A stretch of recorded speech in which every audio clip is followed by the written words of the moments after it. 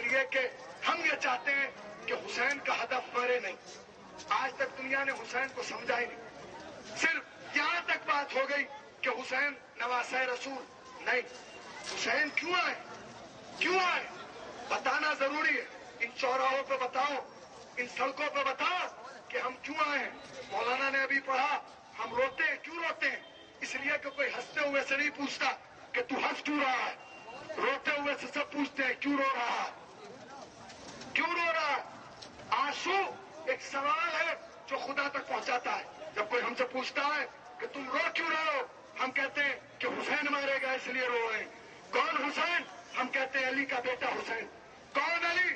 رسول کے چچیرے بھائی علی. کون رسول؟ حضرت محمد. محمد کون تھے؟ اللہ کا میسنجر تھا. کون اللہ؟ اب آپ سمجھے ایک آنسو کی طاقت. جب ایک آنسو اللہ تک پہنچا سکتا ہے تو ایک قلم کہاں تک پہنچا سکتا ہے؟ یہ ایک تحریک ہے.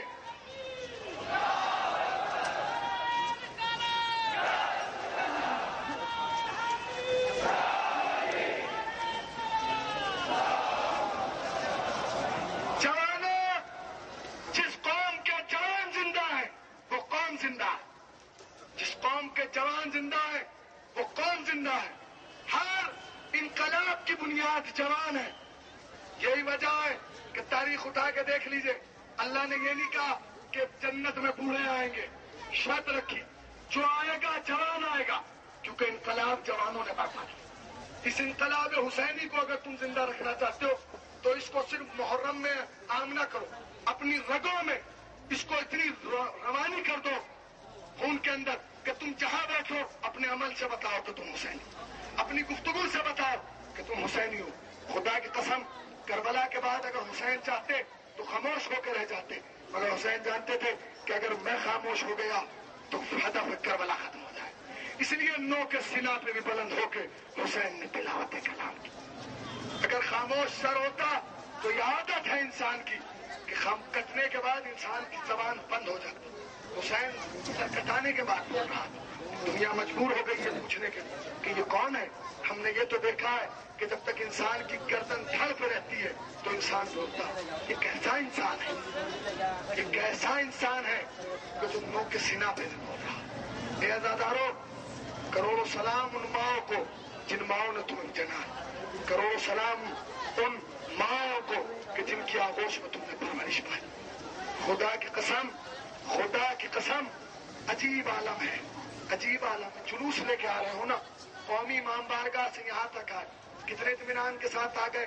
کسی کو اذیت بھی ہوئی ہوگی، مگر سچ بتاؤ تم نے جو جلوس نکالا کیا وہ جلوس اور زینب کا جلوس برابر؟ کہ تمہارا جلوس اور زینب کا جلوس برابر نہیں. اس لیے کہ جب تم نے جلوس نکالا تو تمہارے ہاتھ کھلے تھے. زینب نے جب جلوس نکالا زینب کے ہاتھ بندے تھے. ہاں، ہم اگر اب سے لے کر کل صبح تک اس چوراہے پہ کھڑے ہو کے راجستھان کے پرشاسن کا شکریہ ادا کریں تو حق ادا نہیں ہوگا.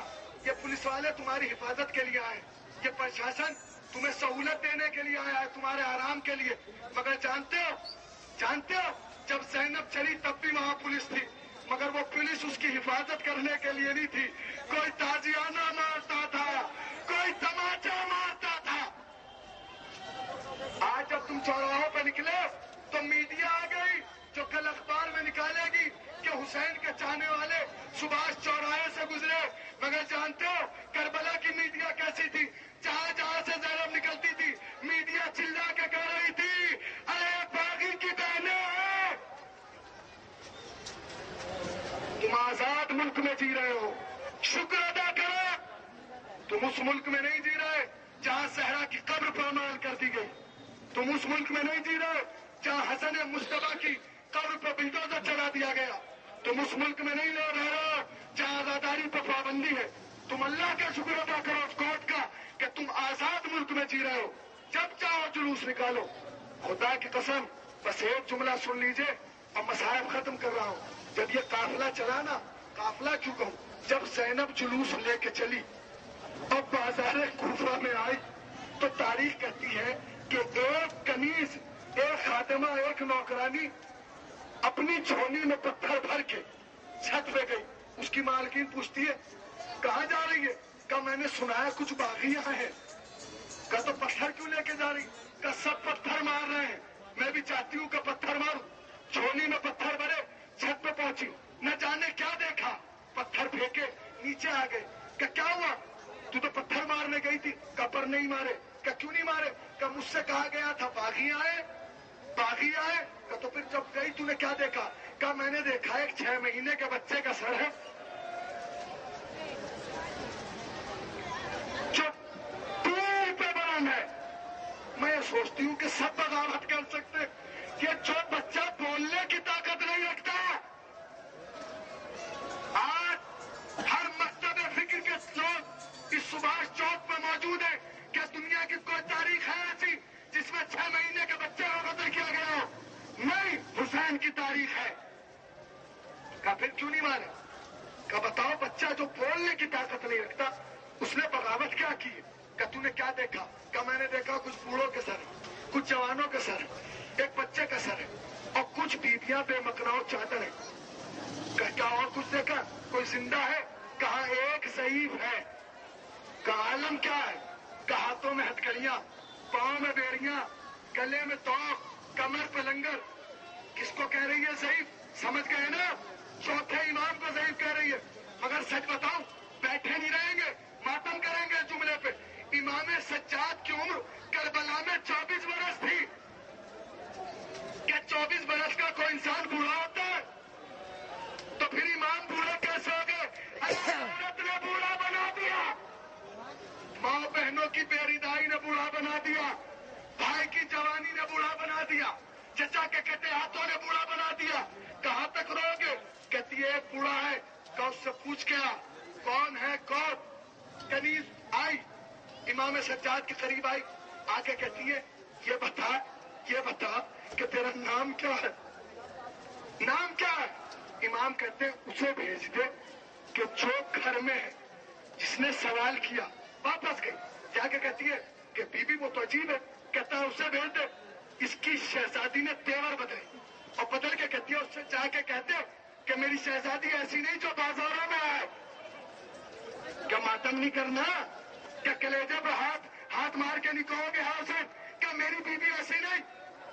جا کے کہتی ہے قیدی میری بیوی ایسی نہیں جو بازاروں میں آ جائے. امام کہتے کیوں نہیں آ سکتی وہ بازار میں جب ہم آ گئے؟ اب یہ گئی کہ وہ یہ پوچھتا ہے قیدی کہ شہزادی آپ بازار میں کیوں نہیں آ سکتی؟ تو اس سے جا کے کہتے کہ میری شہزادی کوئی معمولی نہیں, مدینے کے سیدوں کی کنیز ہے.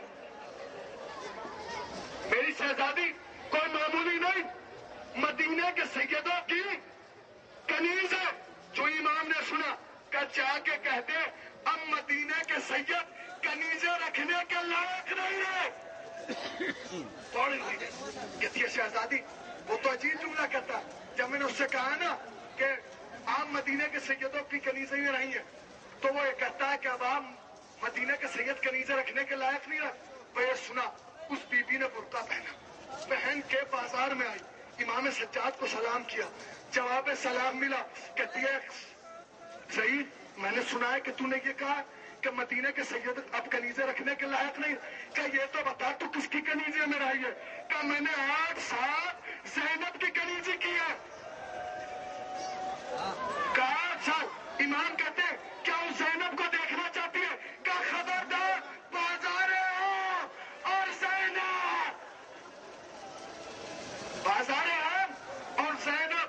امام نے کہا اے ام حبیبہ وہ دیکھ اونٹ میں بیٹھی بے مقناع چادر, کوئی اور نہیں زینب ہے. یہ سنا قدموں میں گر گئی. اے مولا اے مولا اے مولا. ابھی جو ہے وہ زنجیری ماتم ہوگا, مگر زنجیری ماتم سے پہلے اپنی روایتی انداز میں ہم لوگ ہاتھ باندھ کے نعرہ نہیں لگائیں گے, اس لیے کہ ہاتھ بندے ہونا مجرموں کی علامت ہے. ہاتھ اٹھا کے اپنے کلیجے کی پوری طاقت جمع کرنے کے بعد جو جوان جہاں ہوگا, جو بوڑھا جہاں ہوگا, ہاتھ اٹھا کے، دونوں ہاتھ اٹھا کے نعروں کا جواب دے گا اور پیغام اتحاد اور امن دے گا. نعرہ